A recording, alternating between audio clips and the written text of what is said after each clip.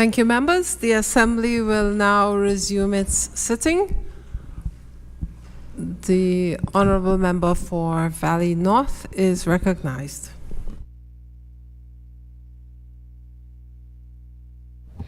Thank you very much, Madam Speaker. Madam Speaker, at this time I would like to commend the Minister responsible for Labour on bringing forward this national minimum wage.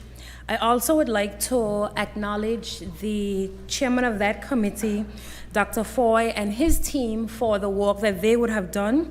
I found the report, Madam Speaker, to be very thorough, but it also wasn't too heavy. You were able to read through it quickly, Madam Speaker, and understand in detail all that was being referenced and referred to. You can see that quite a bit of theoretical work went into this, but also you could tell that they would have consulted with a number of individuals on the ground who would be immediately affected by this minimum wage. I know, Madam Speaker, that from personal experience, that going through whether it's papers done, other pieces of draft legislation, it is quite a bit of work, Madam Speaker, and it takes a lot out of you, both mentally and physically. And I would like to commend the committee who, by all accounts, is not paid for the work that they have engaged in, with sticking to the task, going through it in quite detail, and providing a report, Madam Speaker, that I can feel comfortable going to the general public with. As a matter of fact, I've already started to engage a number of businesses and employees within my community and my constituency who I know for certain will be affected by this minimum wage, to see how it will affect them. And what I will do is I will use the mediums made available through the committee and by the minister to be able to report on any major issues that these members of my constituency may have as a result of the imposition of the minimum wage at this particular level, Madam Speaker. Thank you. Thank you, Honourable Member. Any other contributions? Okay.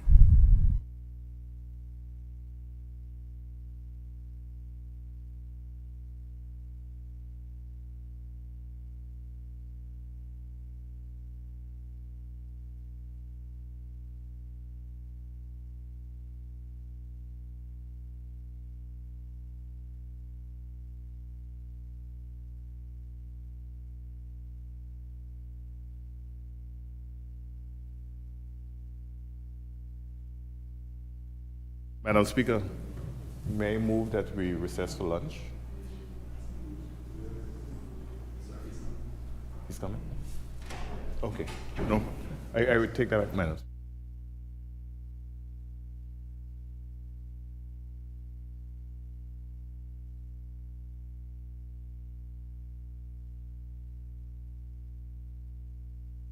Invited you as yet.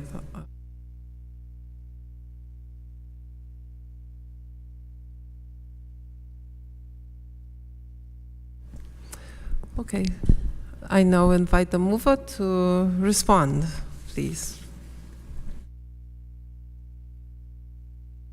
Thank you very much, Madam Speaker.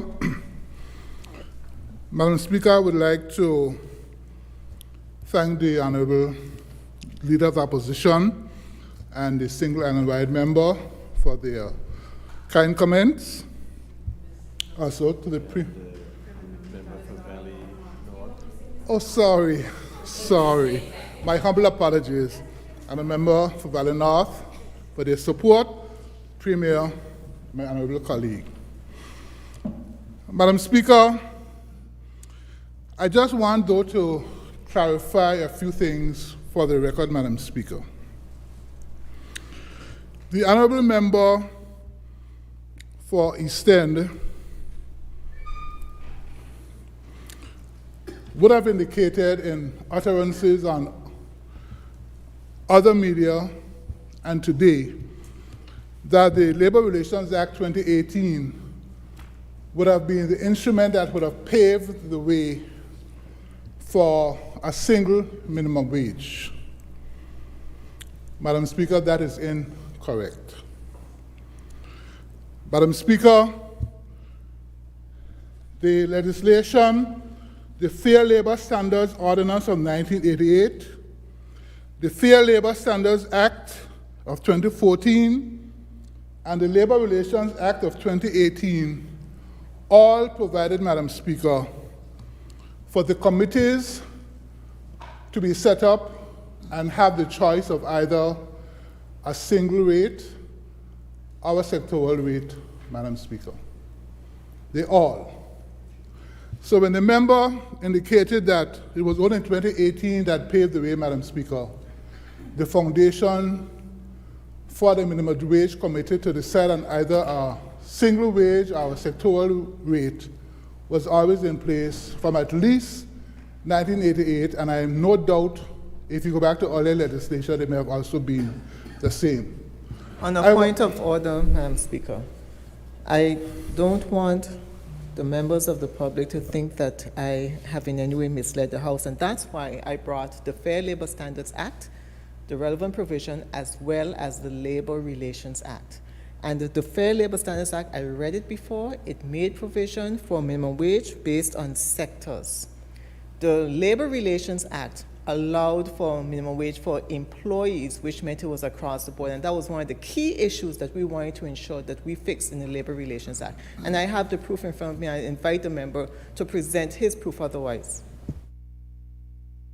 Madam Speaker, I brought to this honorable House the three copies of the legislation that I have referred to, Madam Speaker. Three of them. In the Fair Labor Standards Ordinance 1988, Madam Speaker,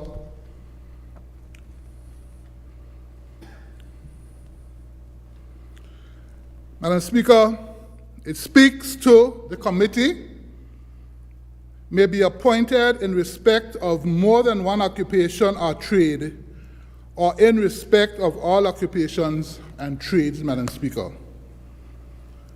Madam Speaker, that terminology indicated to me that the committee at that point in time would have had a discretion to either decide to do one or more than one, Madam Speaker. And I have, Madam Speaker, consulted with several of my legal colleagues on this matter. In 2014, Madam Speaker, it was essentially the same terminology. And in 2018, Madam Speaker, they would have made it a little clearer, so to speak. Because as you know, Madam Speaker, we come to this House from time to time to amend legislation to make it more modern, more current, and so forth. So my point is, Madam Speaker, there were several amendments made over the years to the labor laws. Good amendments, but I'm saying in particular to the issue of minimum wage, Madam Speaker.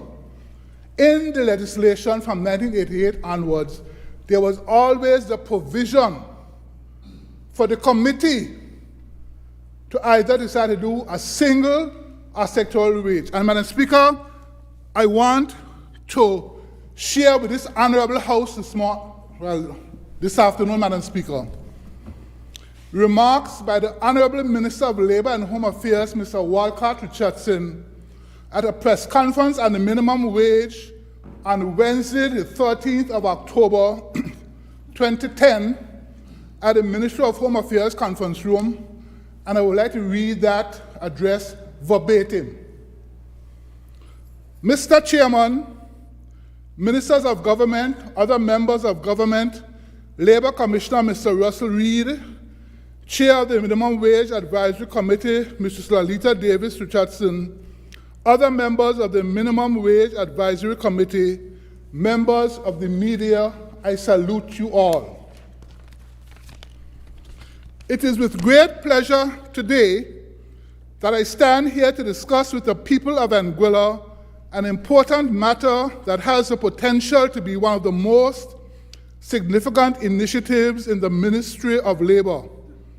For decades, successive governments have spoken about the introduction of a minimum wage for Anguilla, but it has not materialized for one reason or another. Today, we move forward with this initiative, this time with a view to establish a minimum wage or minimum wages for various sectors and categories of employment. We target an implementation period to be in the first quarter of 2011. As background, the Fair Labor Standards establishes the mechanism by which a minimum wage or minimum wages can be implemented in Anguilla. This involves the setting up of an advisory committee which has equal numbers of employers and employees that conducts an analysis of the local economic conditions, researches the local labor market, consults with employees and employers, conducts public consultations, and finally recommends rates for minimum wage or wages to the Minister of Labor. The recommended wages are then gazetted for a period of at least 1 month for members of the public to comment on the proposed rates in writing. Once comments are received, then Executive Council looks at the rates, takes into consideration any comments made by the public, and decides how to proceed from there, resulting in either the acceptance of the recommended rates or variation of the rates after consultation with the advisory committee. When a minimum wage is established for Anguilla, it will be the lowest hourly wage allowed by law. Internationally, a minimum wage generally applies to unskilled or semi-skilled laborers working in service industries and manufacturing plants. Certain occupations, such as agricultural workers, can be exempt from minimum wage requirements, as are certain service workers who receive tips or other compensation equal to the minimum wage. In the Anguillan context, it is our position that the minimum wage must apply to all the sectors of the economy in an effort to ensure that all Anguillians have access to a basic, acceptable standard of living. There has never been a minimum wage established in Anguilla to protect unskilled or semi-skilled workers.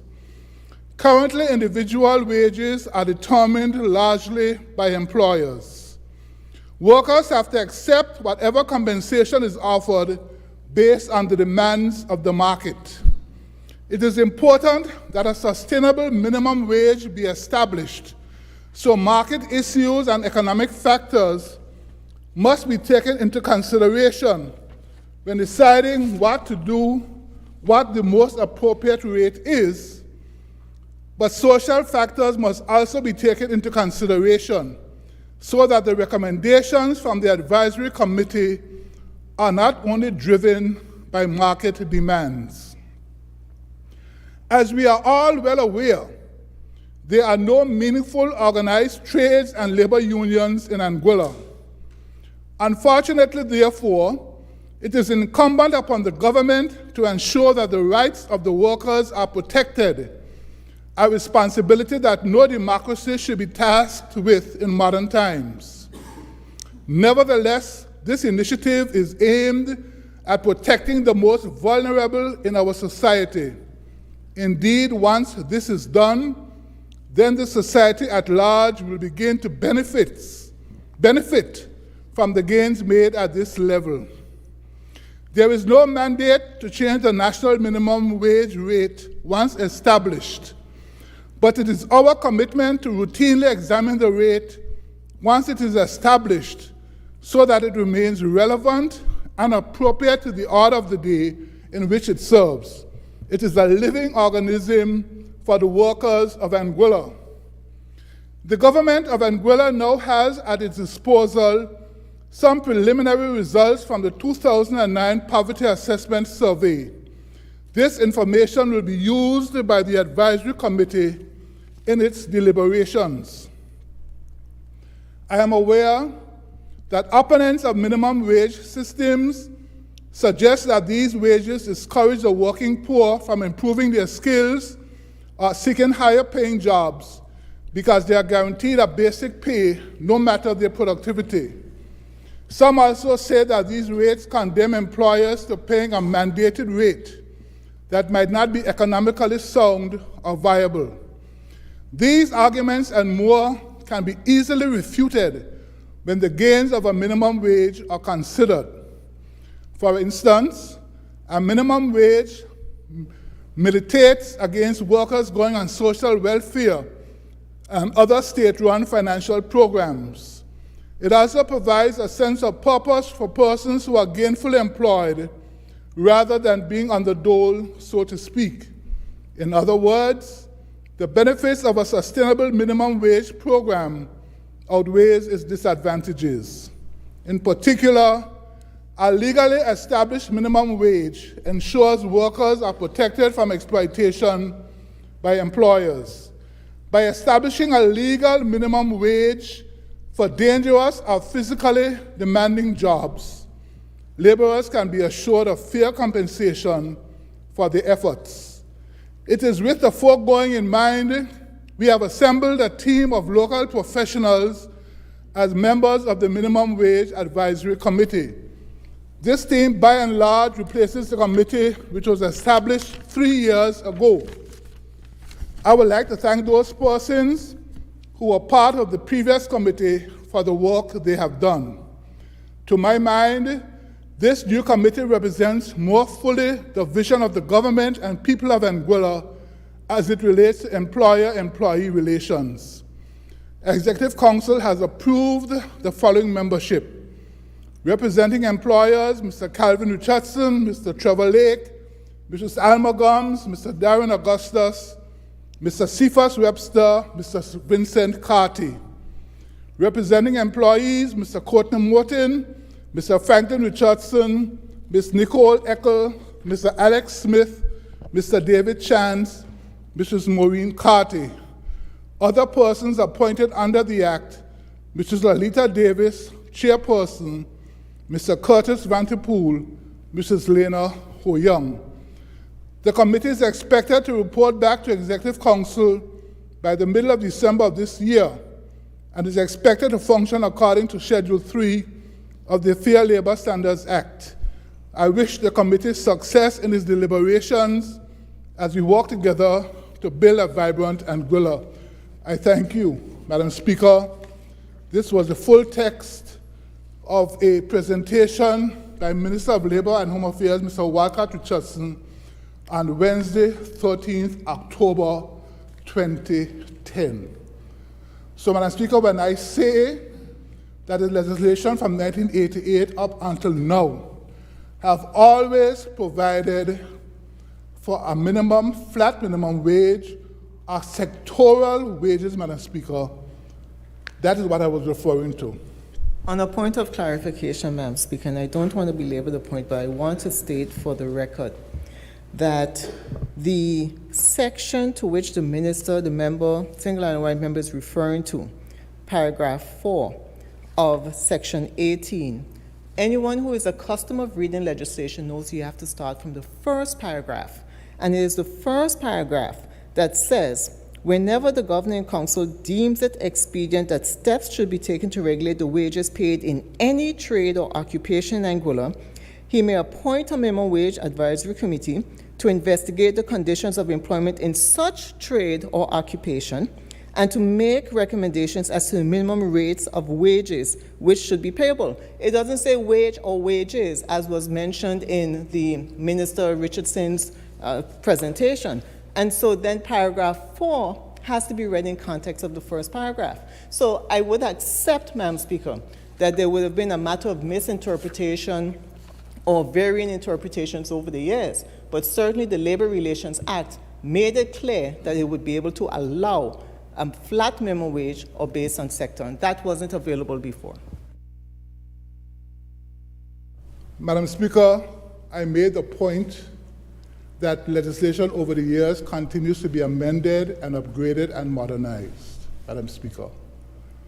But I continue to stick to my point that the laws that pertained at that time and over the years have always provided for a single rate or sectoral rates, Madam Speaker. I want to thank the Minister for upgrading the legislation in 2018, make it a little more modern than Madam Speaker, but that did not change the intent of the composition of the minimum wage committee. If anything, it made it a little more clearer, a little more concise, Madam Speaker. And I don't wish to take up the House's time to go through and read all of the different sections of the 3 bits of legislation. But I read that illustration from the minister back then to indicate that from as far back as 2010, there was already the provision there for a single rate or sectoral rates. The minister has indicated that she has done work, Madam Speaker, during her time to advance the minimum wage committee, and I thank her for that. I have no doubt that she did what she said she did. But I'm saying, Madam Speaker, when we set up the minimum wage committee, Madam Speaker, I gave, Madam Speaker, the committee this, a blank sheet of paper, Madam Speaker, and they are here sitting, some of them are here sitting in the House. They got a blank sheet of paper, and they were told to go forth and produce. Madam Speaker, the committee was even required to even produce a terms of reference. And in speaking with members of the committee, initial stages, Madam Speaker, they too were asking themselves, what have we put ourselves in? We have nothing to work from. So the point I'm making to the honourable member, I have no doubt that she would have started to do something, Madam Speaker, but whatever she would have managed to do, Madam Speaker, was not at a stage that could have influenced the work of this committee. That's all I'm saying. I'm not saying that she did not do anything. I never said that. So, Madam Speaker, let's give Jack his jacket. And as my colleague said here a while ago, Madam Speaker, this is one initiative that the honourable member cannot take any credit for. Plain and simple. Madam Speaker, I also refer to this House that we have gone through an extensive revamp of the current legislation, and in a couple of weeks from now, Madam Speaker, I'll be coming to this honourable House to table a whole slew of amendments to the legislation. And that's what happens, Madam Speaker.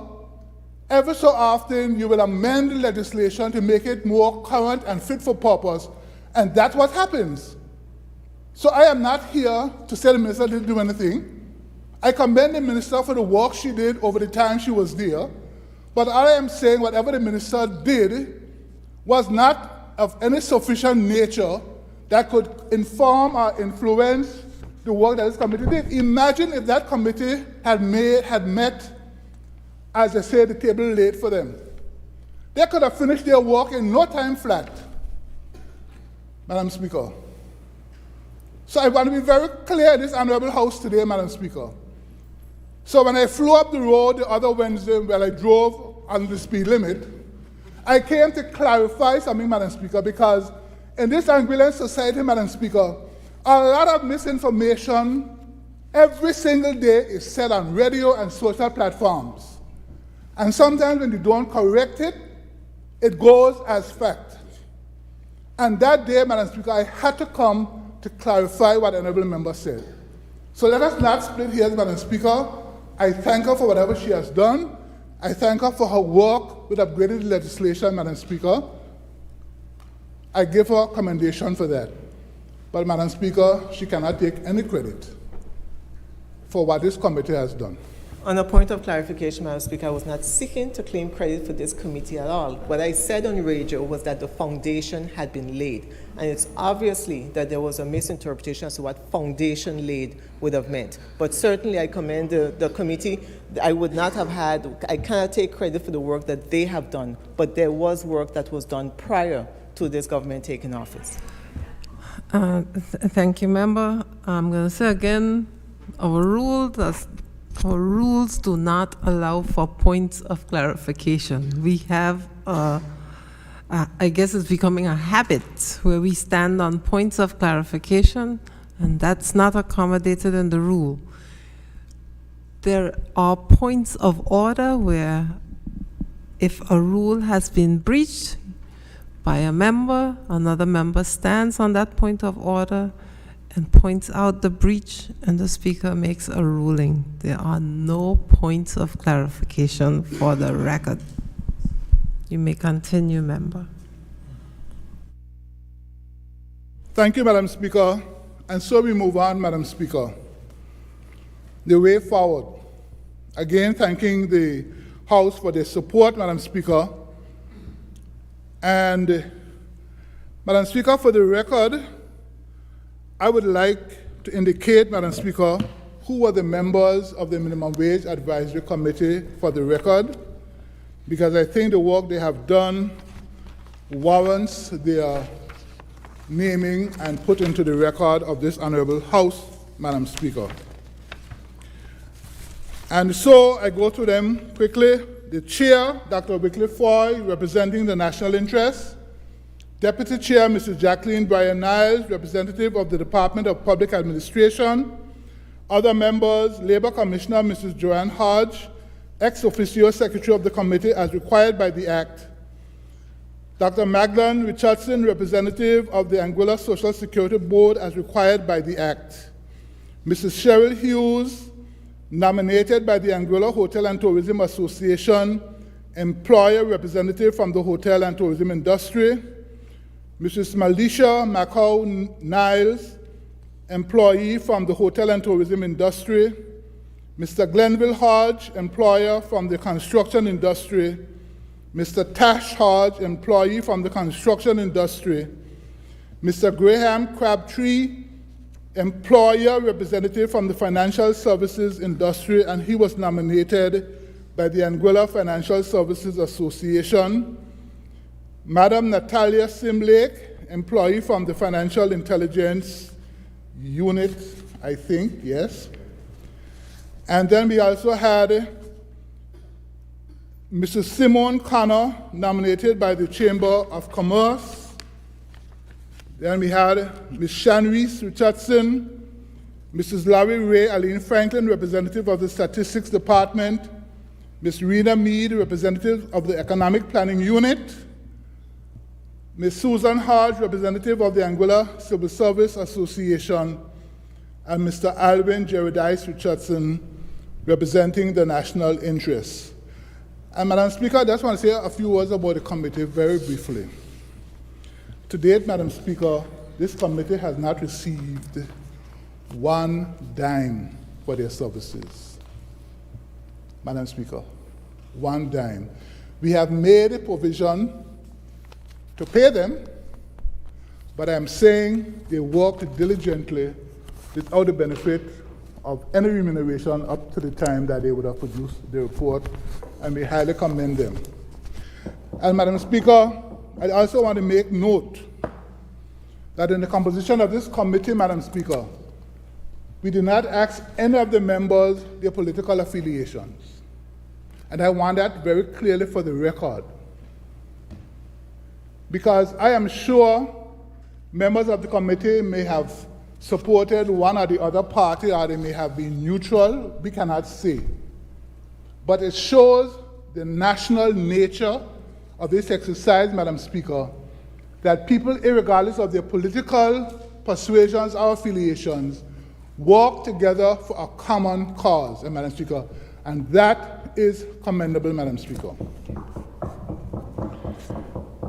Madam Speaker, as my honorable colleague said, this is just the beginning. This is just the beginning. Madam Speaker, we have published this in the official gazette. The report is widely available. It's on the government's website. It's at the office. You can call the office, and it can be emailed or printed, and I advise persons to save the trees and let it be mailed, Madam Speaker. It can be WhatsApped. It's out there, Madam Speaker. And I encourage every single person to get themselves a copy and read it. I want to reiterate as well, Madam Speaker, that persons have an opportunity to make their representations in writing. I think in Anguilla, Madam Speaker, we don't take advantage of these opportunities very much. Please write We want as much representation as possible, Madam Speaker.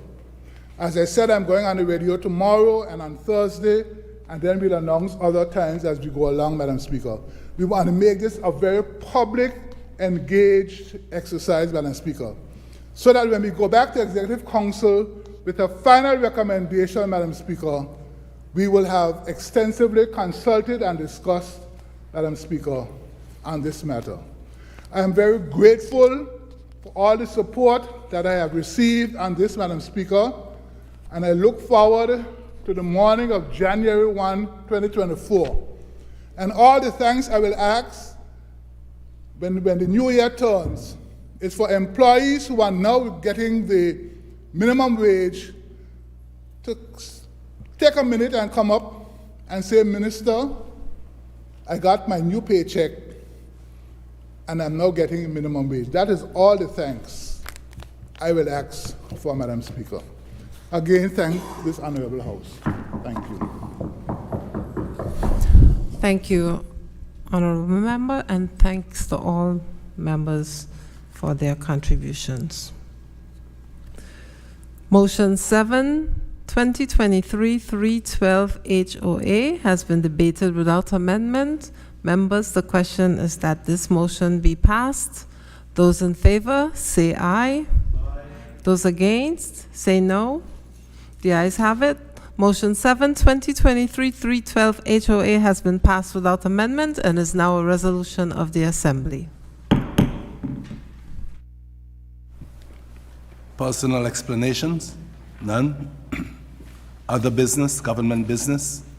A bill for public service salaries, Temporary Reduction Amendment Act 2023, second reading. The member for Island Harbour is recognized. Thank you, Madam Speaker.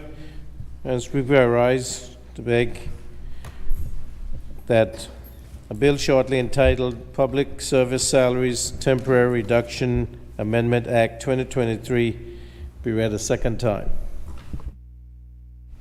Madam Speaker, I rise to second. Thank you.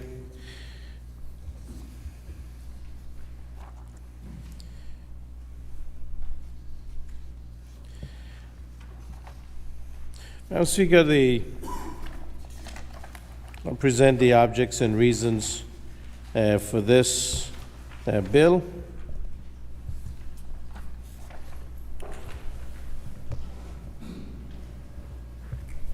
As a matter of background, Madam Speaker,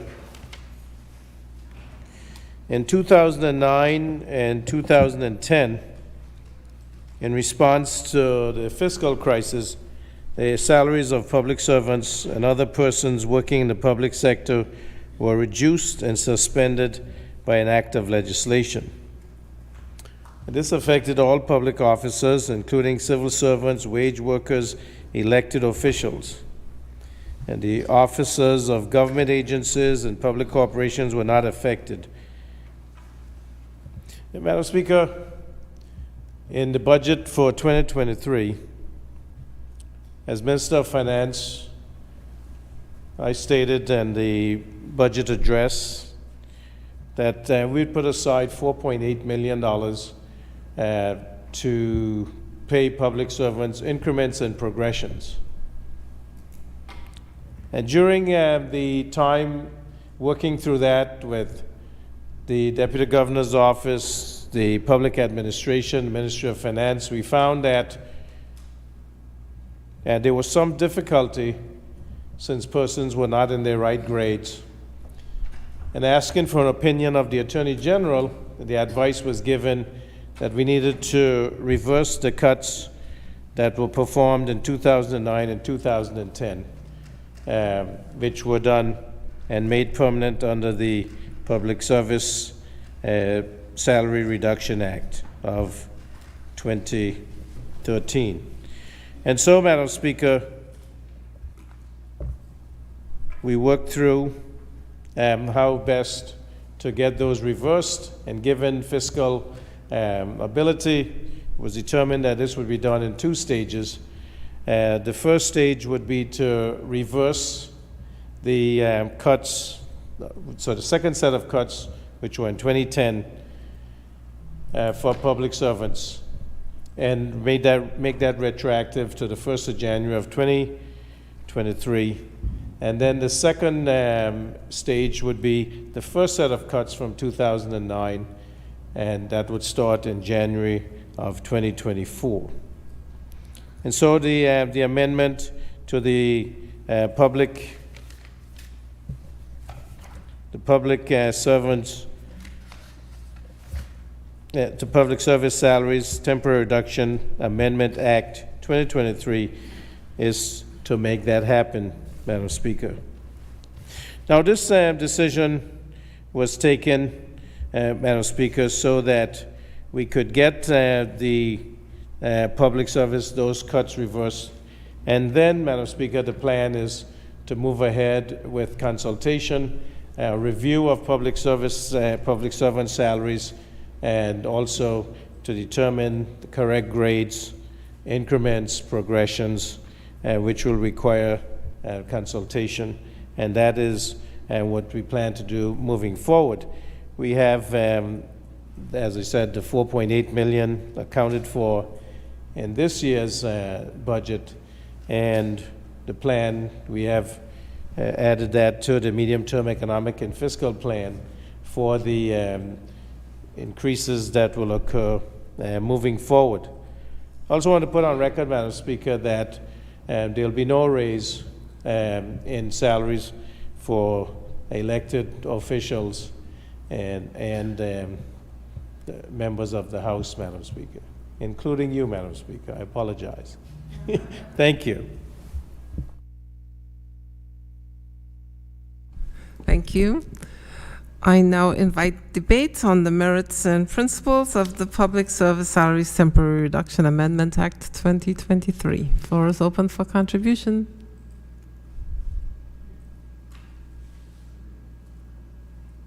If the honorable member for Valley South is recognized. Thank you. I'm sorry. Thank you, Madam Speaker. Madam Speaker, I want to rise, of course, in support of the bill, or the repeal of the bill for the reinstitution of public servants' salaries. As you know, Madam Speaker, and as the Premier would have provided the context for just now, there would have been a round of reductions to salaries that civil servants had from 2009 and 2010. That's 13 and 14 years ago. And that was as a result of the global financial crisis, as it then was known, Madam Speaker. And as the financial crisis led to a great deal of fiscal instability in Anguilla,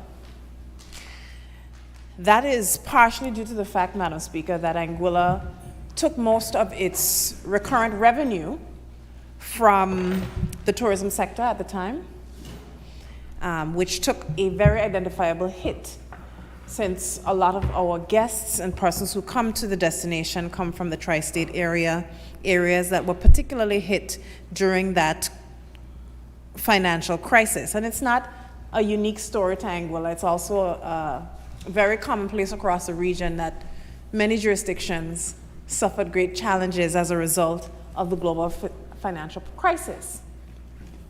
However, in Anguilla's case, Madam Speaker, and I know from even my very limited memory of political going-ons at that time, there was quite a lot of consternation within the Anguillian society, because the then Chief Minister of the Anguilla United Front administration had increased salaries by 25%, I believe it was, at the top half. And there was quite an uproar within the Anguillian society. That increase would have come really at a badly timed place, because that would have happened right before the global financial crisis. if I am recalling correctly. As I said, I have a very limited knowledge of the political goings on at that particular point in time. But I do recall a lot of conversation taking place around that. But as it states, Madam Speaker, you would have had both legislation in terms of public servant salaries and their increments, which would have been an expectation on persons coming back to work within the civil service. You'd have had young people, whoever, coming back to work within the civil service wanting to establish their careers as public servants. And of course, this financial crisis befell everybody within the island. It befell the public servants, the private sector, government's revenues generally had suffered as a result of the financial crisis, and a lot of amendments needed to be, a lot of hard decisions had to be taken as a result. Now, this is an external factor, Madam Speaker. The global financial crisis was not caused by Anguilla, and there's no expectation that the government of Anguilla at the time would have had the ability to stop the global financial crisis from happening. However, what was said a lot during those days was that seemed, right before the global financial crisis, seemed to be the time of milk and honey in Anguilla. People were paid large amounts of money, especially in the private sector. People were being paid particularly well. And government was making money at the time. And it is a interesting fact because most countries who experience periods of rapid economic boom or economic prosperity, what they do is they build up their reserves, they guard the country, they make the proper infrastructural investments at that time. Because when money is flowing, you can't always predict, but you have to, at some point in time, decide, I have to save for a rainy day. But that was not the practice. And you can tell by, in 2020 being the year that we fixed the Valley Main Road. Some 14 years on from when Anguilla was actually making copious amounts of money within the private sector. And so, Madam Speaker, unfortunately for Anguilla, when you have administrations who don't make prudent decisions, who don't save for a rainy day, who don't guard and invest so that irrespective of what happens, the country can be resilient in the face of turbulence.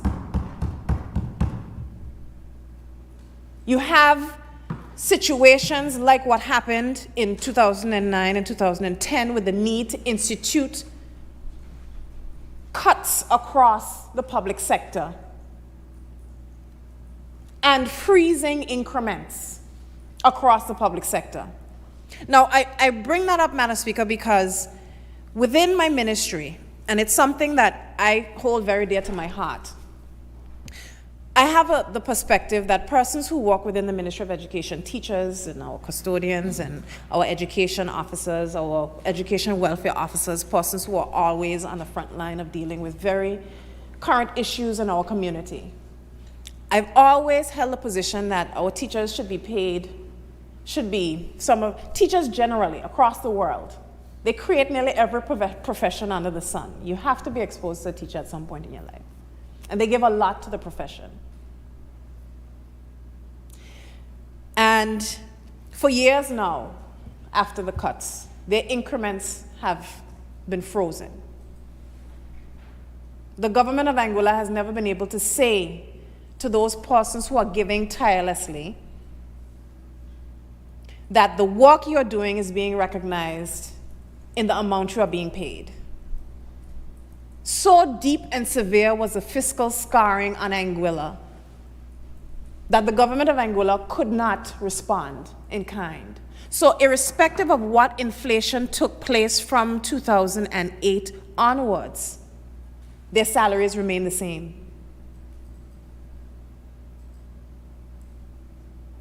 And to put it into context, Madam Speaker, and the reason why I bring it up is because of all the ministries represented here at this table, the Ministry of Education actually covers the largest portfolio of civil servants for the government of Anguilla.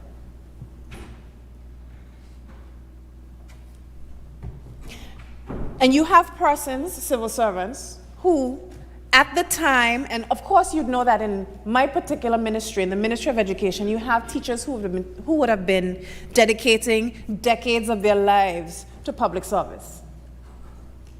That's very common practice. And coming into the public service, dedicating your life to your passion, you decide you want to do things like build a home, take out a mortgage, provide for your children, send your children to school on a salary set at a specific level. And then in 2009 and 2010, you are faced with cuts to your salary. So the automatic and immediate impact is that the amount I had for particularly to service the obligations I had already underwent has been decreased. Right? And so, Madam Speaker, to say that we're coming to this House to reverse the cuts done in 2009 and 2010 is a very big deal. Because just as those cuts would have undermined the ability of public servants to service their obligations, it also undermined Anguilla's banking sector. Because you have persons who have loans at the bank with less money to dispose for servicing their obligations. But the country itself is in such a deep fiscal crisis that it cannot respond. Madam Speaker, it's a very, very unfortunate thing to have a government that cannot respond in a time of crisis. A very deeply unfortunate thing. And it's something that you see around the world in places like Sudan, in places like Palestine, in places, you look around the world and you see governments who cannot respond to their people's needs in times of crisis, and it breaks your heart. Because that is the reason why governments are put in place. To put in place the structures necessary so that when there comes a time when milk and honey are no longer flowing, you still have the ability to brace your people. Because come COVID-19 2020, there was no ability to brace anybody. Zero ability to brace anybody. With 1 day cash reserve in the bank, 1 day, 1 day, public servants couldn't get paid. Your debts couldn't get paid. And it had a knock-on effect. Because I'm not just talking about our debts in terms of the banking resolution or external debt in relation to the ECCB. I'm also talking about the debts that we don't often talk about here in this House. The fact that the government of Anguilla owes the University of the West Indies almost $6 million. But we can come in this House and we say, well, I don't understand it sometimes, to be honest. Because you are looking at the total infrastructure of what you have to take care of, Madam Speaker. That's what government has a responsibility of looking at. And you can pick and choose. You can pick and choose. Because I'll tell you something. In 2020, when government had no ability to pay its debt, right? Zero ability to pay its debt. And this is many governments. The University of the West Indies had problems paying its lecturers, paying its faculty. The open campus struggles. And we had to depend on the United Kingdom government to fund our debts for our institutions that are supposed to be an emblem of our independence.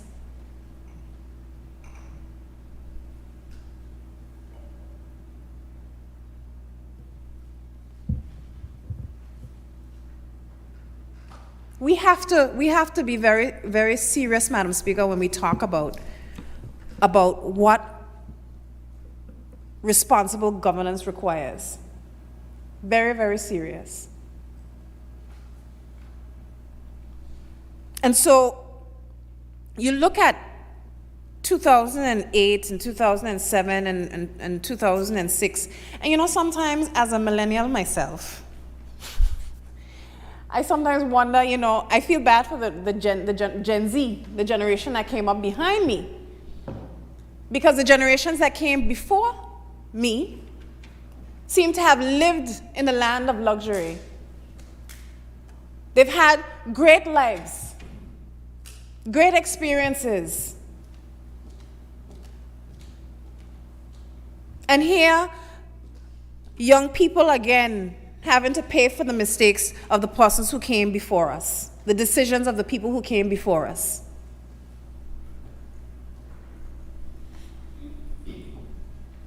It's a trend from climate change to fiscal policy.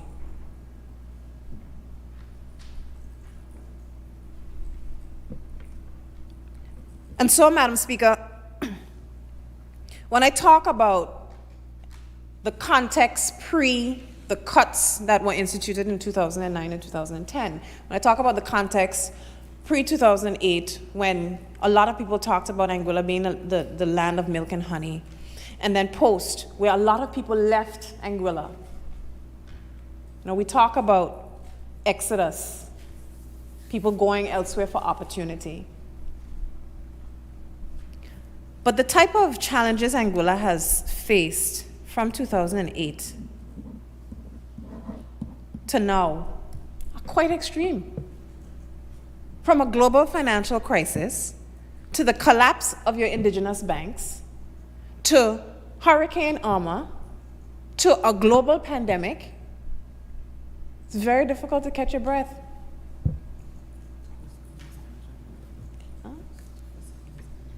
Well, I'm not going to. But at the end of the day, Madam Speaker, 2009, 2010 cuts were seen as a necessary part of the fiscal measures to respond to the crisis that the government of Anguilla faced, as painful as they were. And a lot of people talked about how painful they were. Right? And I was prompted, my memory was prompted because I was looking at TRT World News just 4 days ago when I saw that the government of Pakistan were about to default on their national debt and the measures that the IMF were requiring them to implement in order to stabilize their country. And it reminded me a lot of Anguilla. A lot of Anguilla. A lot of the really deep fiscal repair measures that have had to be implemented on Anguilla really stem from our inaction pre-2009, pre-2008. And here we are today, Madam Speaker, with the ability of the Honorable Premier and the Ministry of Finance to say we are going to reinstitute the salaries of public servants for the work that they have been doing. And no, Madam Speaker, it will not make up for the 13 and 14 years. It will not make up for it. The Premier has done his utmost to ensure that the civil service received their back pay. that that was cleared.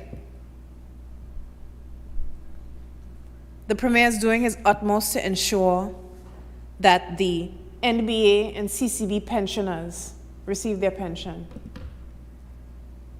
You know what we're doing a lot of, Madam Speaker? We're doing a lot of cleaning up.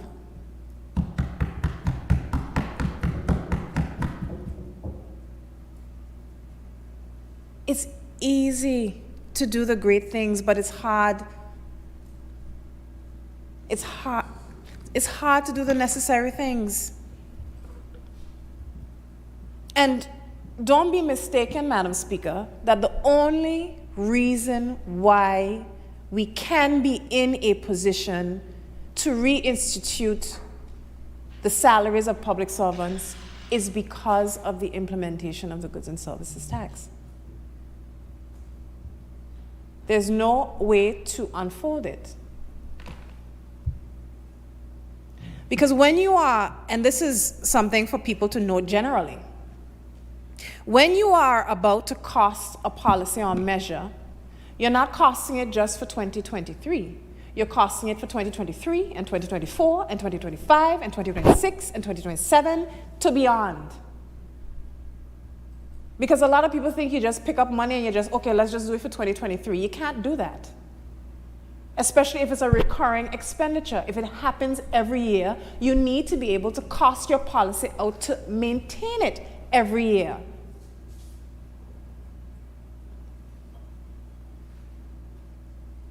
And so we're here in 2023 to reinstate the 2009 level.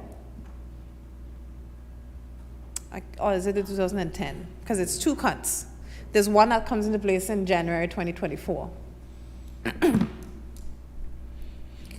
So both. But what I'm saying is you also have to cost the increments.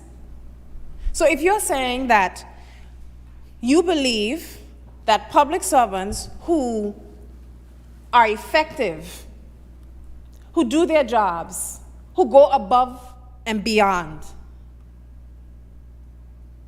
are supposed to get increments, as is in the legislation, then you also have to cost that out too. All of these policy measures, Madam Speaker, they don't just get up and appear in the House of Assembly willy-nilly. They're all costed and thought through. And so, to be at this point, Madam Speaker, to say that we are able to remedy the injustice, as they would call it, civil servants will call it the injustice that has been done to them. And not just to do it from the perspective of, because as the Honorable Premier has said, we started out saying we were going to institute increments based on our understanding.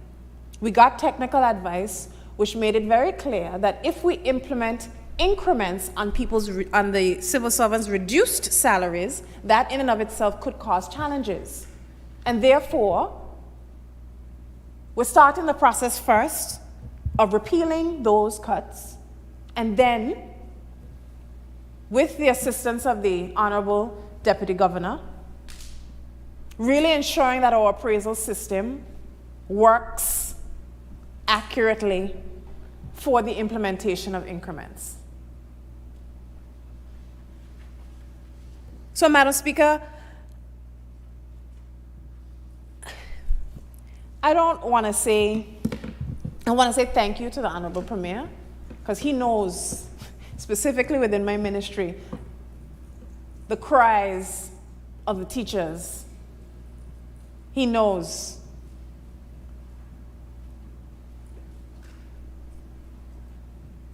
And it's not just in my ministry, Madam Speaker. I'm speaking specifically because that's been my experience, of course. But there are other ministries that this will affect. And couple this, Madam Speaker, with the efforts by the Minister of Home Affairs in relation to a minimum wage, which will impact our unestablished workers who work within government service.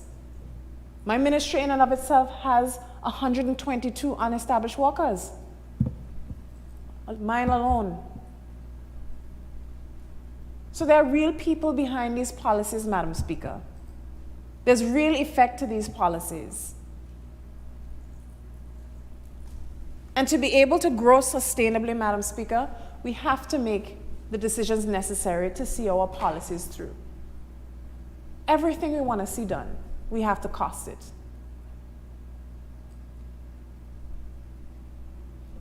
And so, now that we're in a position where we have the fiscal ability to provide for civil servants and reinstitute their salaries, and not politicians or elected officials. I mean, that it seems to be a lot. I'm sorry to the Minister for Road South, but that's not going to happen.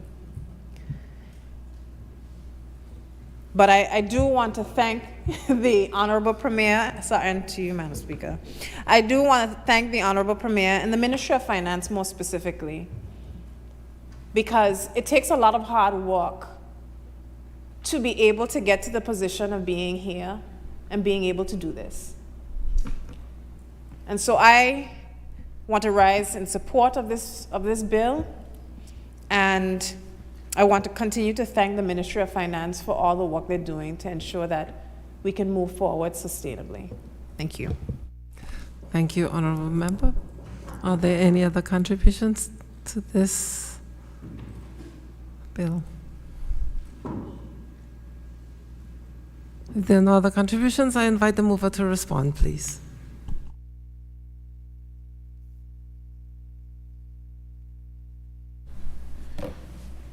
Madam Speaker, thank you very much, and thanks to the member for Valley South and for giving us a good history lesson on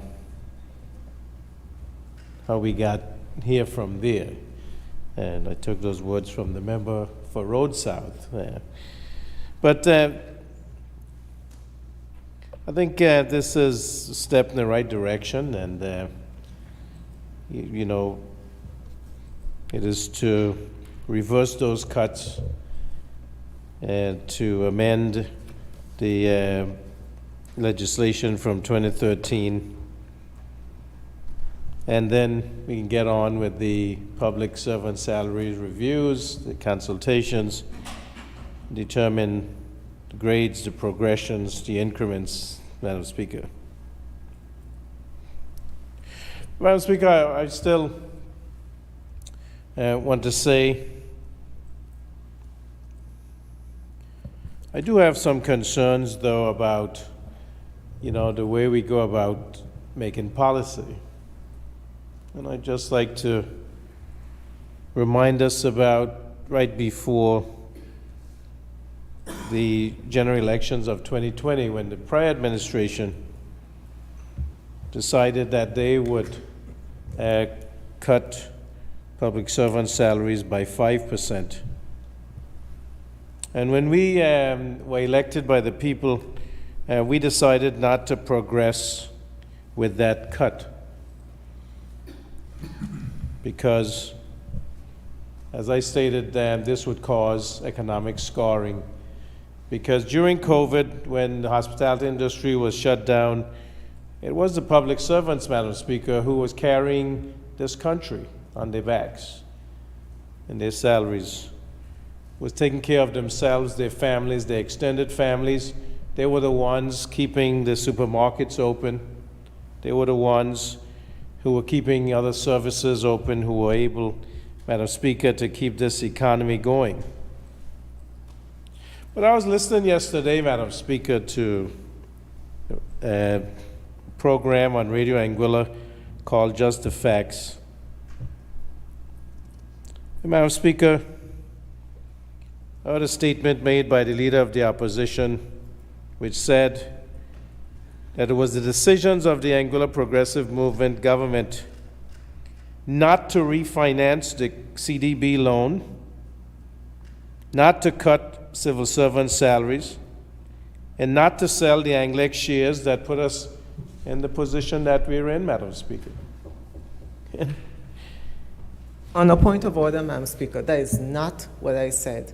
What I said when I mentioned those three was that as a result of those decisions, this government had to move forward on the goods and services tax and had to bring it back and move away from the phased implementation as was being proposed. That is what I said, Madam Speaker. So you're saying you said it, or you're?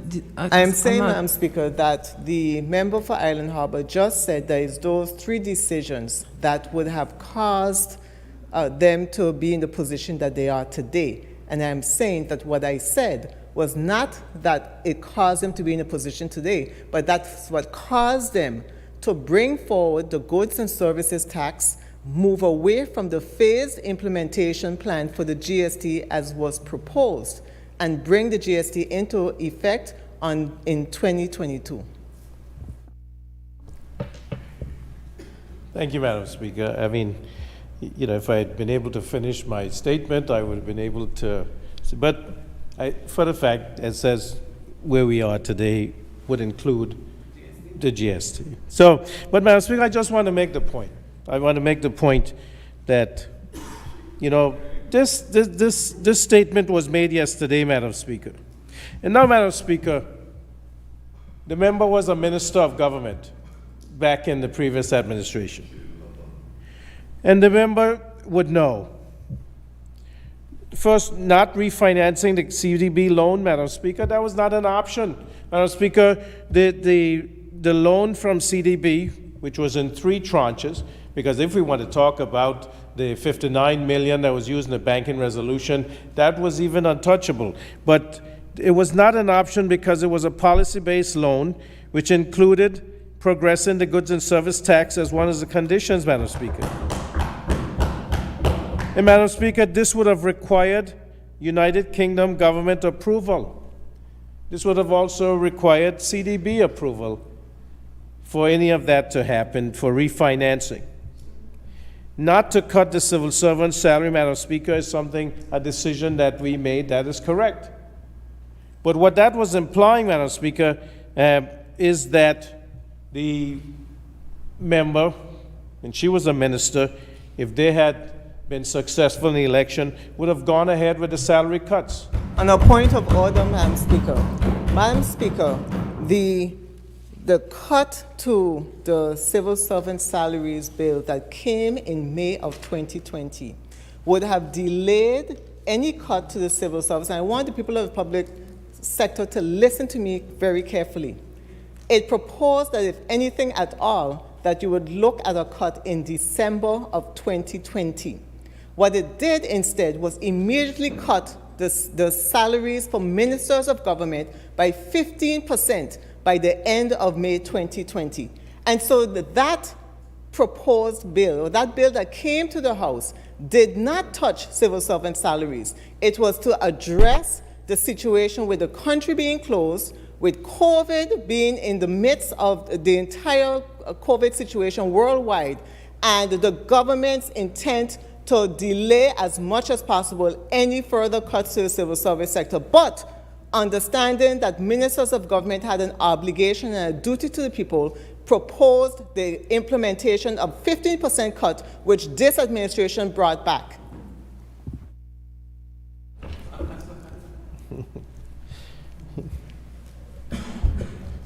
Madam Speaker,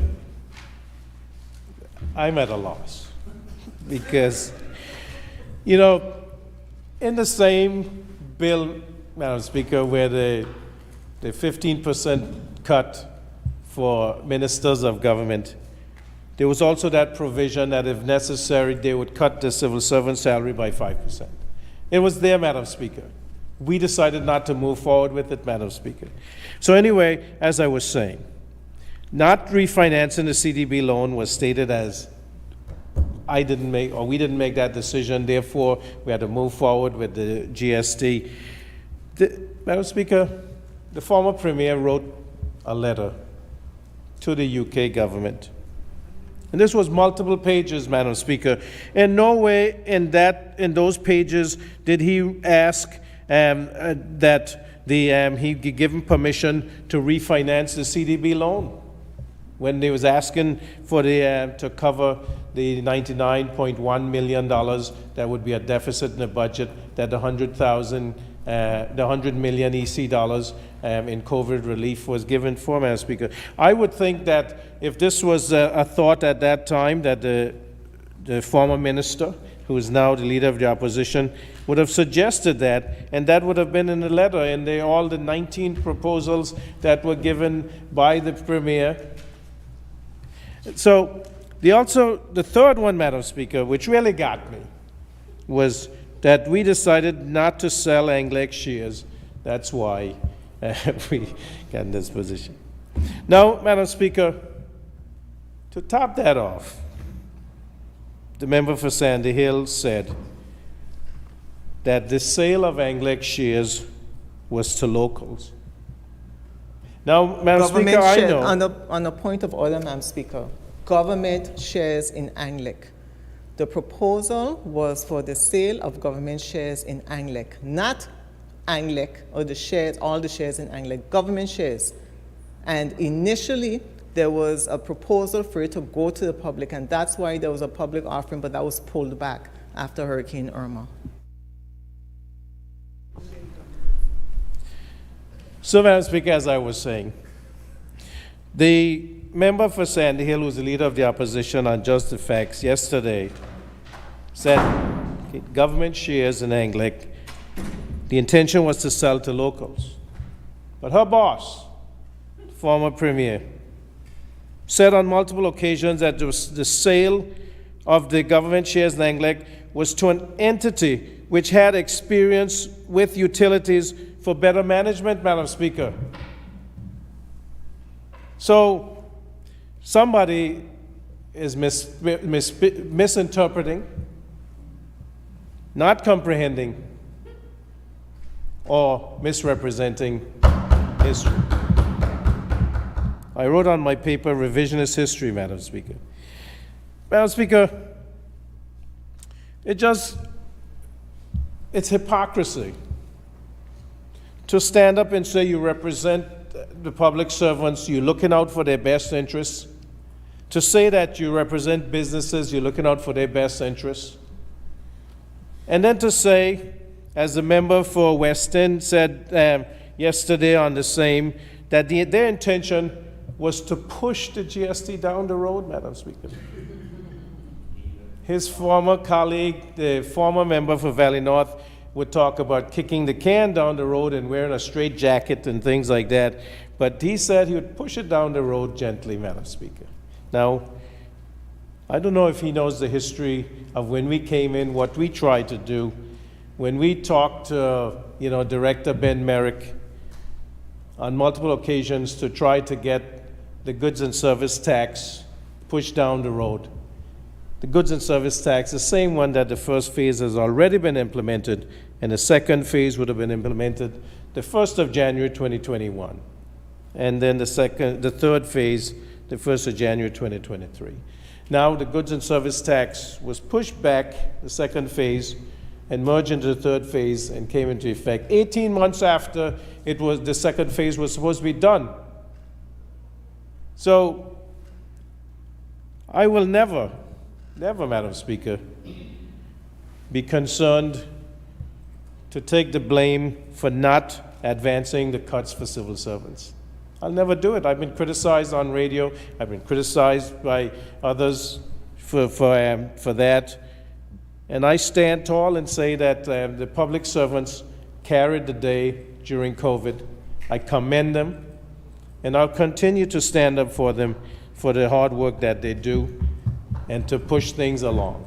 We could not be here, Madam Speaker, talking about the things, the advances that have been done in Anguilla without hard-working public servants in all the ministries, but especially in Ministry of Finance, the Ministry of Infrastructure, the Ministry of Social Development, Education, the Ministry for Home Affairs, Ministry for Sustainability, Innovation, and Environment. So there are lots of work that has been done, the Ministry of Economic Development, and definitely in the Ministry of Health. We couldn't make it through COVID without their hard work. So I commend the public servants.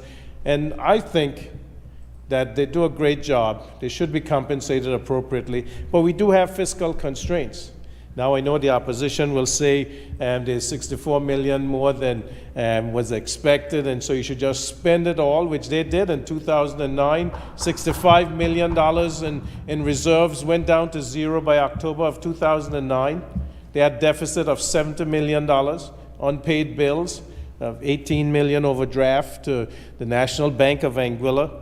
No wonder that helped to sink the bank. So the two legacy banks are now out there, and the fodder of Corito, landfill, Madam Speaker. I'm sure we've seen the pictures of the NBA sign laying out there in the rubble. But that's our legacy that has happened when we do not practice prudent financial management, Madam Speaker. And this administration, under my leadership, will continue to do what's prudently right for Anguilla to manage the public purse in the way that should be done. And so, Madam Speaker, we're here to talk about reversing the cuts for public servants. And as I said, public servants deserve this. They haven't had a raise in over 14 years. And it's time that we have the review and we put them in the right salary grades. The private sector is improving, and so the public service should be compensated appropriately, Madam Speaker.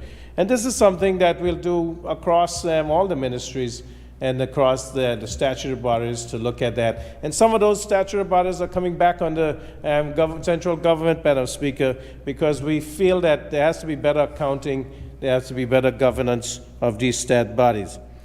So, Madam Speaker, the only argument that the opposition has regarding the GST is they say, you said you wouldn't do it. Now, I'd like to say that there's a lot that they said they would do that they didn't. So which is worse? To say you're going to do it and you don't, or to say you wouldn't do it and then you did because of the circumstances, as the member for Valley South stated, that we encountered. You know, there was a beautiful collector's item manifesto by the AUF 2015 to 2020 and beyond, and nothing was accomplished, versus our online progressive vision and 11-point plan, which is being followed, and in some cases, we are exceeding expectations, Madam Speaker.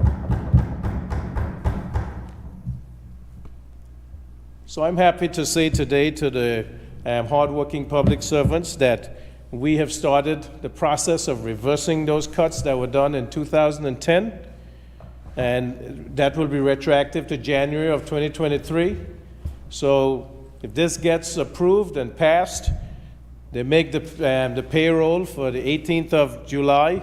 By the end of July, they should have a little extra money in the pocket. And then in January of 2024, we'll reverse that first cut that was done in 2009. And so there'll be a little bit more money in their pockets. But at that time, same time, we'd start doing the consultations for the reviews of the public servant salaries. And Madam Speaker, I think that should be commended.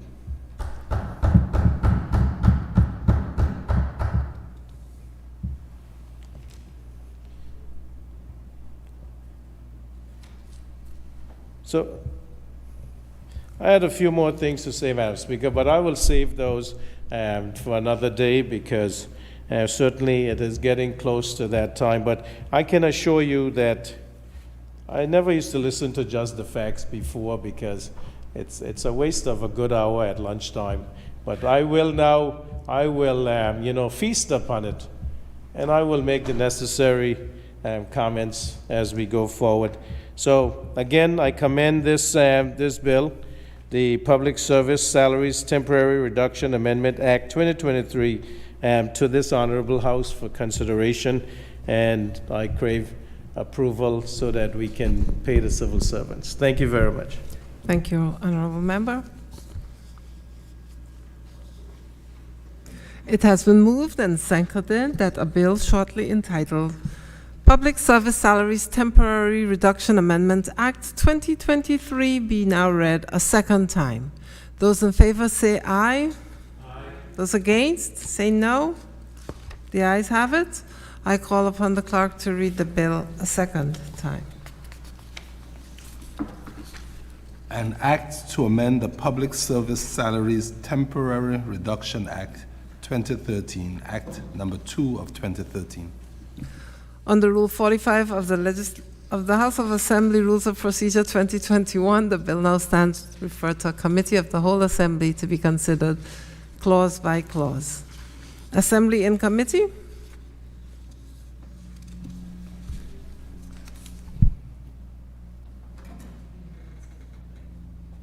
Yeah.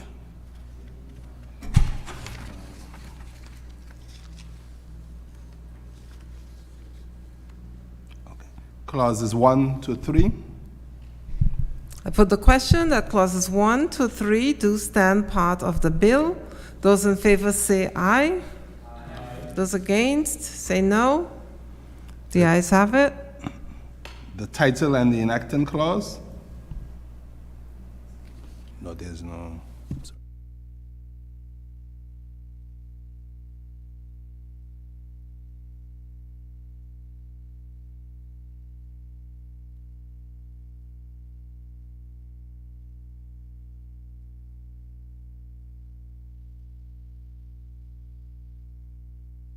I put the question that the title and the enacting clause do stand part of the bill. Those in favor say aye. Those against say no. The ayes have it. The Assembly will now resume its sitting. You may report. Thank you, Madam Speaker.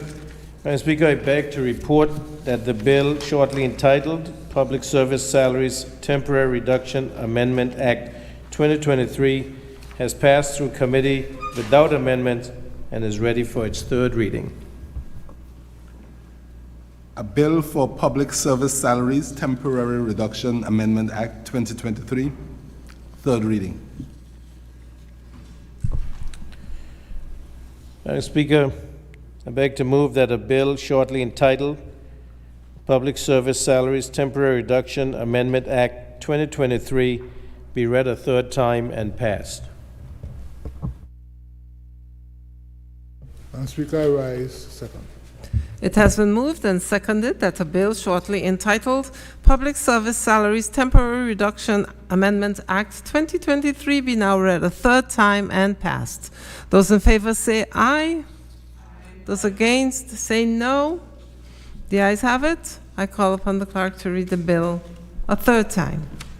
An act to amend the Public Service Salaries Temporary Reduction Act 2013, Act number 2 of 2013. Bill read a third time and passed. A bill for parole of prisoners, validation and amendment Act 2023, first reading. Members recognized. Thank you, Madam Speaker. Madam Speaker, I beg to move that a bill shortly entitled A Bill for Parole of Prisoners Validation and Amendment Act 2023 be read a first time. Madam Speaker, I rise a second. It has been moved and seconded that a bill shortly entitled Parole of Prisoners Validation and Amendment Act 2023 be read a first time. Those in favor say aye. Aye. Those against say no. The ayes have it. I call upon the clerk to read the bill a first time. An act to validate all acts done under and pursuant to the Parole of Prisoners Act, Revised Statutes of Anguilla, Chapter P3, prior to the publication of the commencement notices to bring the acts into operation. Bill read a first time.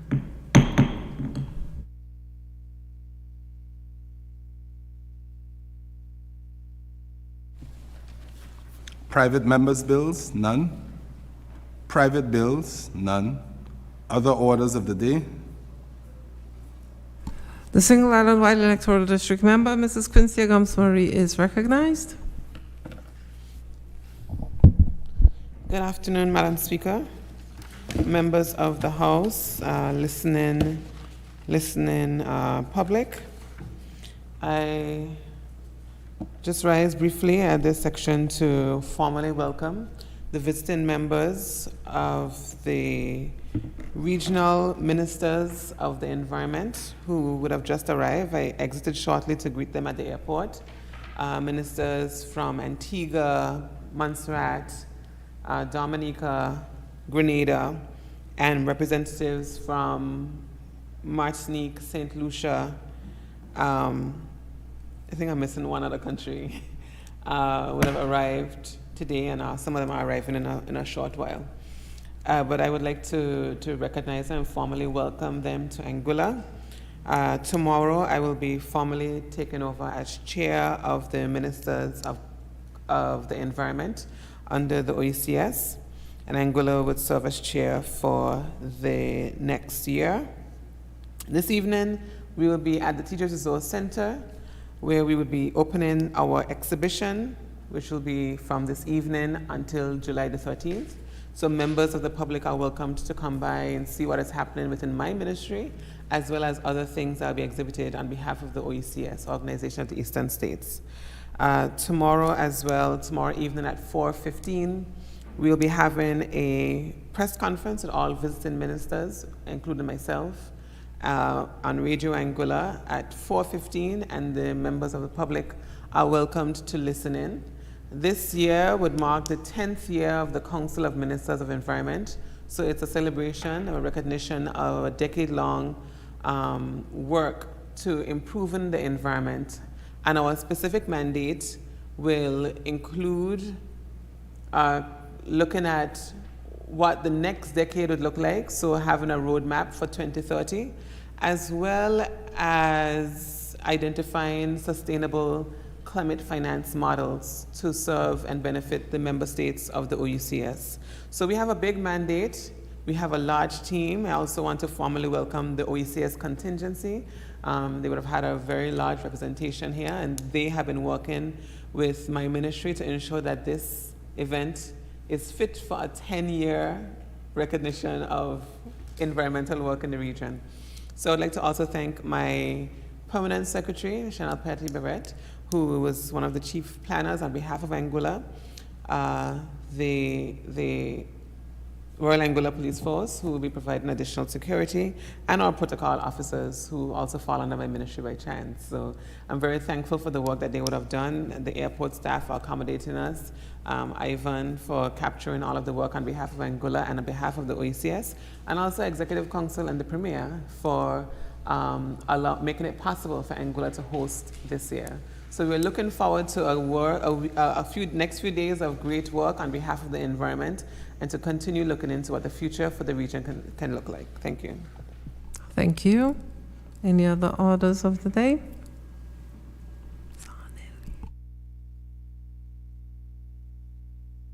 The member for Island Half is recognized. I see you, Row North. I'm coming to you.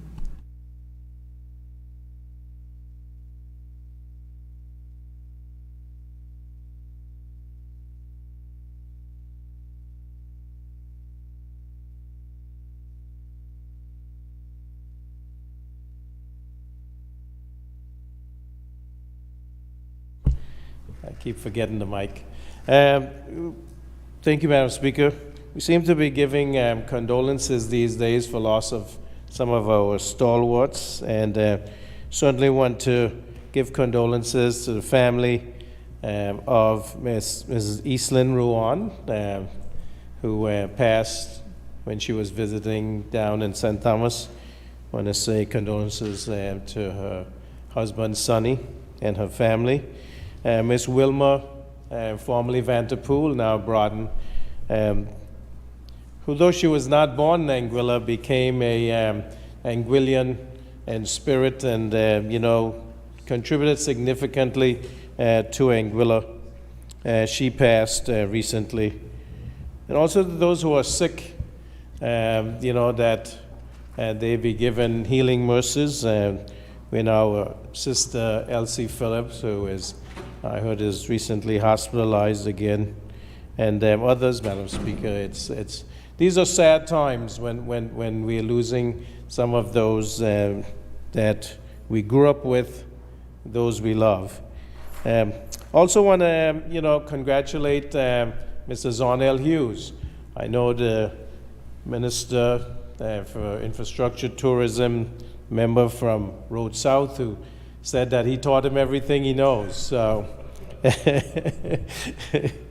and so I just want to say congratulations. And for representing Anguilla, I know he runs for Great Britain, but he's still Anguillian, and he's an ambassador for us. And I was happy when last year we commended him with the Anguilla Badge of Honor for his service, his performance in the 100 in New York and the 200 and 100 in England.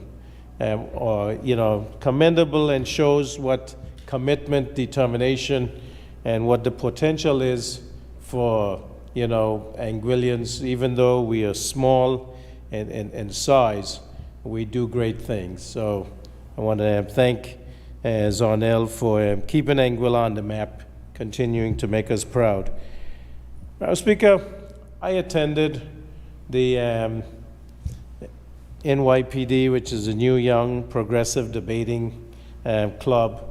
They had a debate at the Teachers Resource Center a couple of Saturday evenings ago. And I was so impressed, Madam Speaker, because these were first and second formers.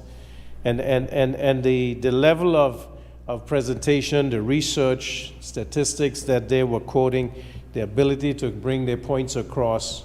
This was high level, Madam Speaker, and I must say that the Leeward Islands debating competition is really in for a treat when these young debaters get to that level. And they were discussing, the moot being, gambling in the form of casinos having more positive than negative effect in Anguillian society. And the proponents won, Madam Speaker, but that's not here or there because, as I said, both sides, did a great job. I just want to commend them for the great job they did. And I want to commend those who, the teachers, the mentors, the support staff, the parents who allow them to participate and to perform. They also, they made school, the Albina Lake Hodge Comprehensive School Campus B proud. I'm sure they'll make, they made their parents proud.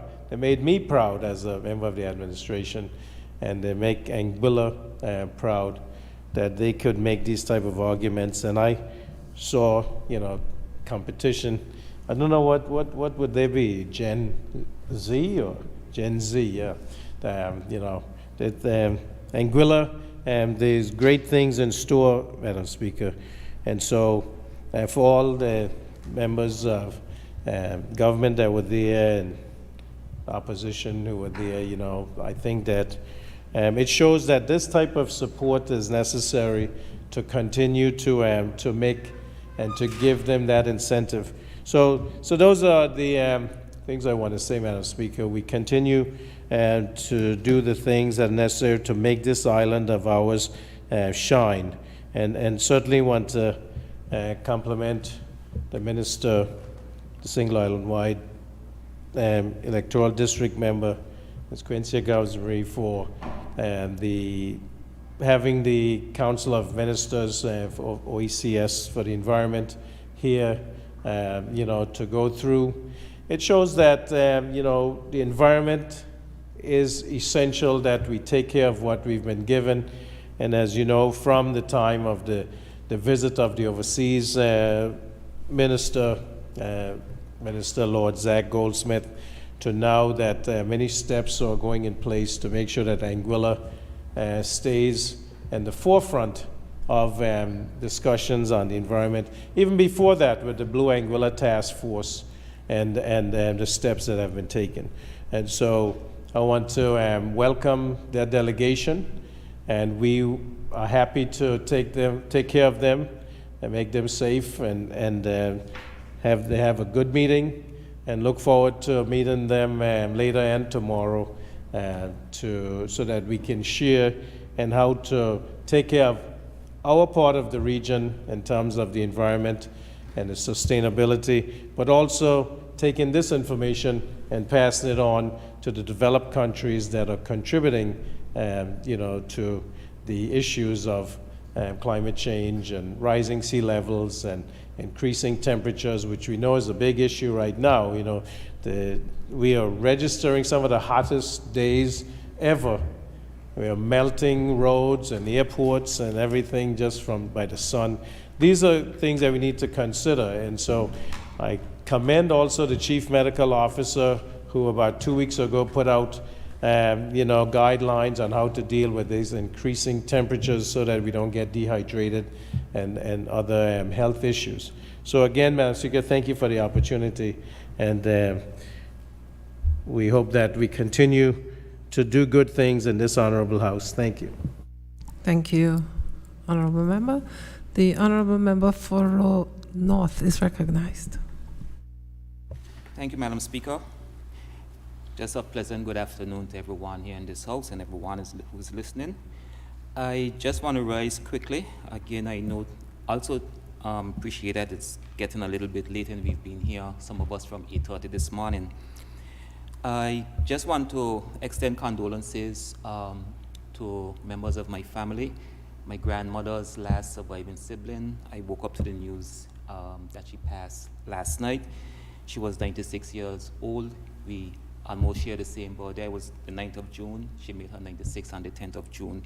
So I just want to say to my cousins and the rest of my family, just hold strong and have faith. Also want to extend condolences to teacher Joanne, a stable of Adrian T. Hazel Primary School. She taught grade 6, and I have a daughter who's about to enter grade 6, and I think there was a possibility that she might have been her teacher and would have been interacting closely with her. And being a strong supporter of the school, teacher Joanne is always there, one of those persons who always have a kind word and a jolly word most times. I can remember one time we were buying some shirts to support the school, and I asked for a medium. She looked at me and said, "Boy, where do you think you're going to fit in a medium?" But such was the darling nature of her. But on a more positive side, I too want to extend congratulations to Zanel for now being the British champion again in the 100 meters and the 200 meters. We've seen Zanel rise to glory recently, and this last 2 weeks for Zanel has been amazing. So I just want to wish him health and speed as he prepares for the World Championships. And I also want to send out some congratulations to some other teams. The netball team that went to Guadeloupe, a senior team and a junior team, and they represented well. So I want to say congratulations to them. We have a junior track team that's off to the DR, and I also want to wish them well as they prepare for the upcoming championships. A couple weeks ago, I had the pleasure of watching maybe the first exhibition female basketball game here in Anguilla. I missed the first night because I had committed to attending the debates, but I ensured that I got there the second night, and I was treated to some real talent when it comes to basketball in our females. We won both games on both nights, so congratulations to our female basketball team, and also to our under 15 basketball team, our under 15 football team, who traveled to St. Kitts last weekend, and they had a very good tournament. They lost the first game 1-0, but they were able to come back the second day and draw with St. Kitts, who's a very powerful team. So that holds well for our future. Thank you, Madam Speaker. Thank you, Honorable Member. The member for Road South is recognized. Thank you very much, Madam Speaker. I too would like to join with the member for Island Harbour and the member for Road North in congratulating Mr. Zarnell Hughes. He continues to lower the Anguilla national records. He continued to lower the Anguilla national records. as an athlete born and raised in Anguilla, and he comes from a family of athletes. And I know I engage in silly arguments on social media, in the national media, related to where he's from, because a lot of people is of the view that he's from Jamaica, he's from this place, but he is born and raised in Anguilla, in South Hill. His father was an athlete. His brother's name was Panther because he was so fast. His cousins, Karina and they were athletes as well. Juman, his brother, was also an athlete. Iris, his aunt, ran for Anguilla national side back in the 1970s, so he comes from a legacy of sport and athletes. And while it is, I am not in that sphere, the record may show that I held a number of records when I went to the Albina Lake Arch Comprehensive School and also competed in character, but I do not agree with the Premier when he said that I taught him everything he knows. I had nothing to do with his development whatsoever, absolutely nothing other than the time he spent at the dungeon, but nothing to do with his development. And I note that he's right now ranked as the fastest man in the world. And who would believe from this small little island, 15,000 people, and an Anguillian, born and raised in Anguilla, is among the best in the world.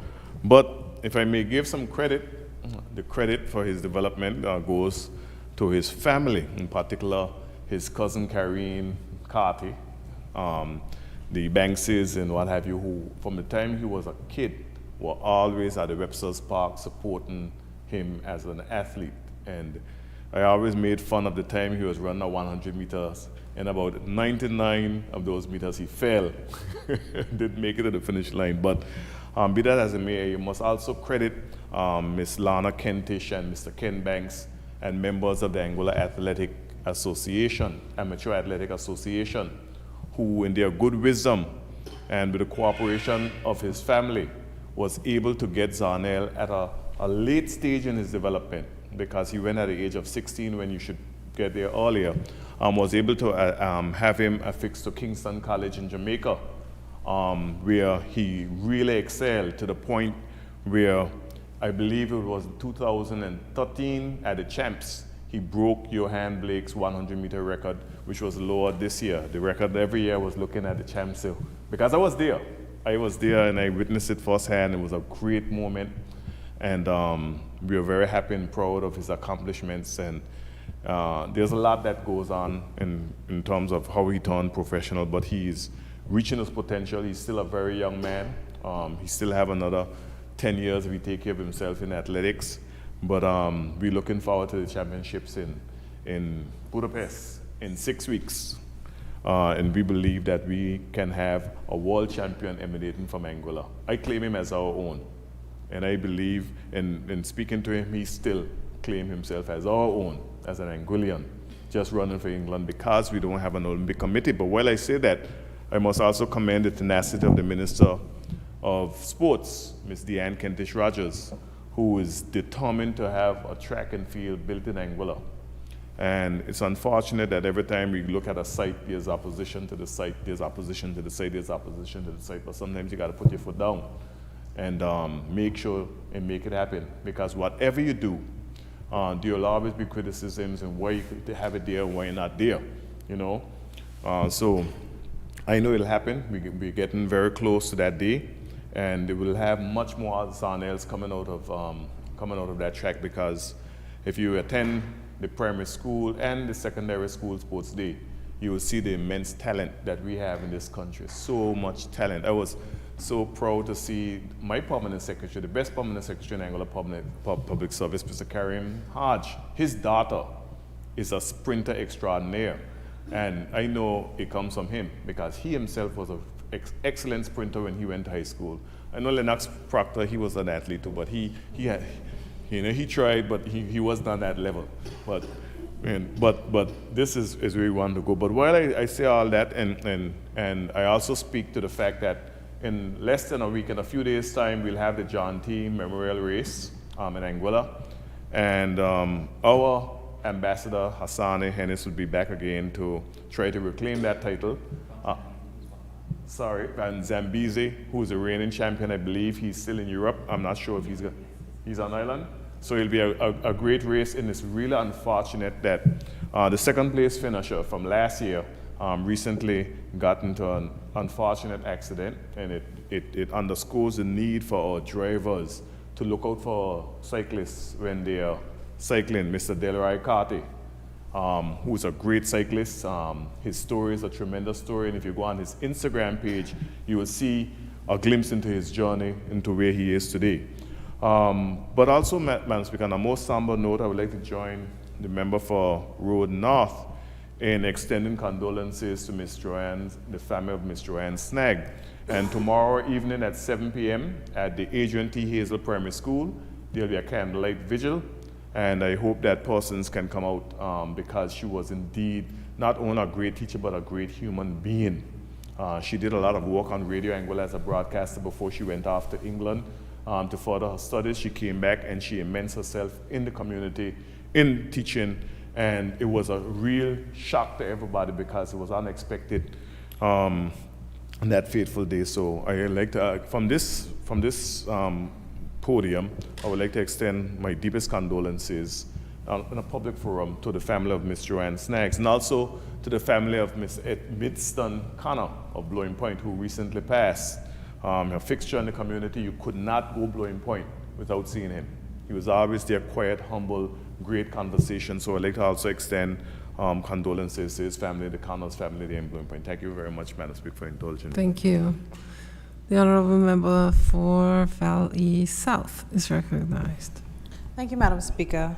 I think I want to start off by repeating some of what the member for Road North and Road South have said in relation to congratulations to Mr. Zarnell Hughes for his accomplishments thus far. This year has been an exceptional year for him in track and field, and he has been able to record the 15th fastest time ever recorded in the world.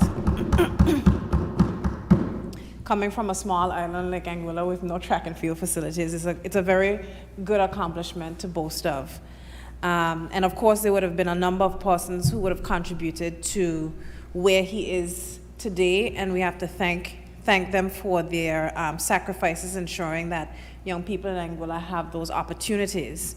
And I must also join with the member for Road North in wishing best of luck to our juniors who left yesterday to the Dominican Republic for the NACAC Junior Championships. We have a number of track and field activities. We have some clubs who will be going off to Nevis to defend their title at the Culturama Games, and to a number of our football teams, our nationals, and those who will be soon going off to join Zarnell, Sharika Jackson from Jamaica. They'll be joining Shakari Richardson from the U.S., not from South Hill. Shakari Richardson and Natal at the World Champs in Budapest, and we want to wish them the best of luck as they go off to represent Anguilla at the highest stage for track and field. And the Commonwealth Junior Games. The Commonwealth Junior Games are taking place this year as well, shortly. So we'll have a number of our athletes going off to these various meets, Madam Speaker. And of course, to give congratulations to the debaters, for the new young progressive debaters for their stellar performance for the debate that was conducted recently. I think that it speaks very well to our prowess within the debating field, that we can start producing such great debaters from a young age.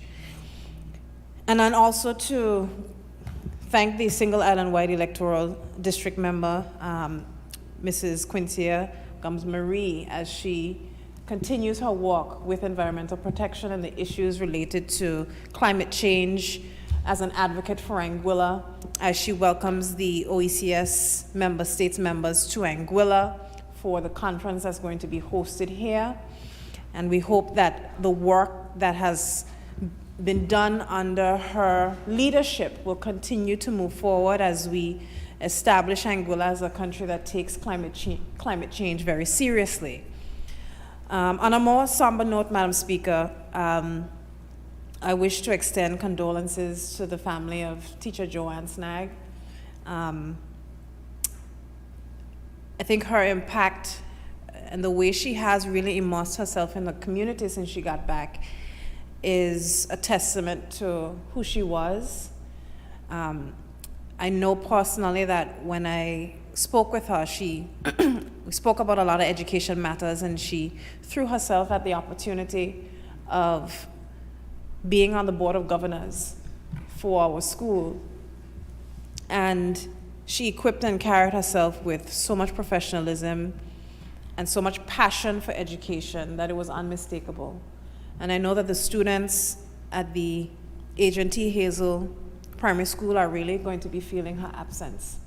And so I would pray that as members of the community, we also surround those students who would be mourning the loss of a very beloved teacher at this time, and to the Anguilla Teachers Union and the teaching profession who have lost a colleague who has done quite a lot during her tenure, coming back from being a Chevening Scholar, deciding to give her efforts, her time, and her talent to educating the children of Anguilla, Madam Speaker. So it is a great loss that we are mourning within the teaching profession and across Anguilla. And I also want to take this time to extend condolences to the family of Claudette Carty, who passed away from Ray Hill, to Bookie and sisters, and Shakima, who works in my ministry. I know that it's quite difficult. A lot of these sudden passings can take you quite by surprise. And as much as we know Claudette to be a fixture, you can't pass through Ray Hill without seeing her on the porch. She's going to be missed, and I'm praying that you can wrap around compassion and condolences for her family at this point in time. And to my colleague, the member for Road North, Mr. Richardson, I want to extend particular sympathies to him. Since we've got into office, the member for Road North has lost a significant amount of loved ones. And I want to ask the people of Anguilla to keep him in their prayers as he continues to work in his ministry and in the various roles he has. And generally, Madam Speaker, to extend my condolences to all the people of Anguilla who are mourning at this time.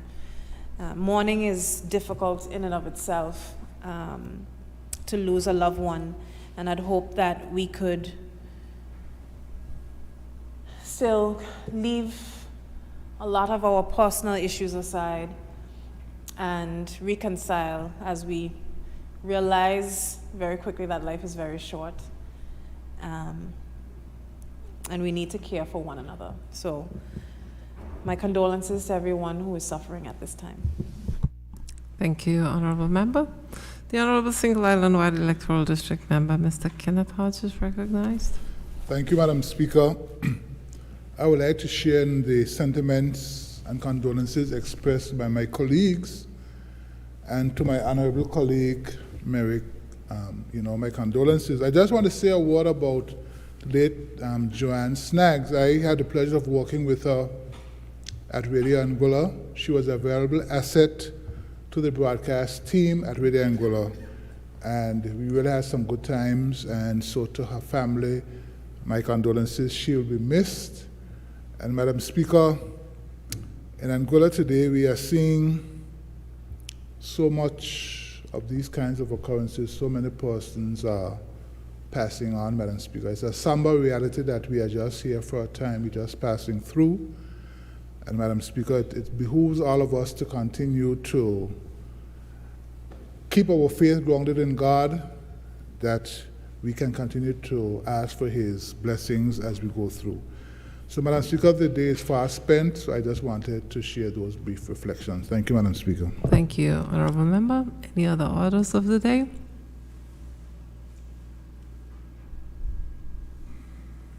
Okay. I think that will be it. Just to remind you, you seem so sad and has created this somber mode. So just to remind you biblically that weeping may last for a night, but joy comes in the morning. So we have something great to look forward to. Yes? Adjournment. Madam Speaker, I rise to beg that this honorable House be adjourned until Tuesday, the 25th of July, 2023 at 10 a.m. Madam Speaker, I rise to second. It has been moved and seconded that this honorable House now stands adjourned until July 25th at 10 a.m. Those in favor say aye. Those against say no.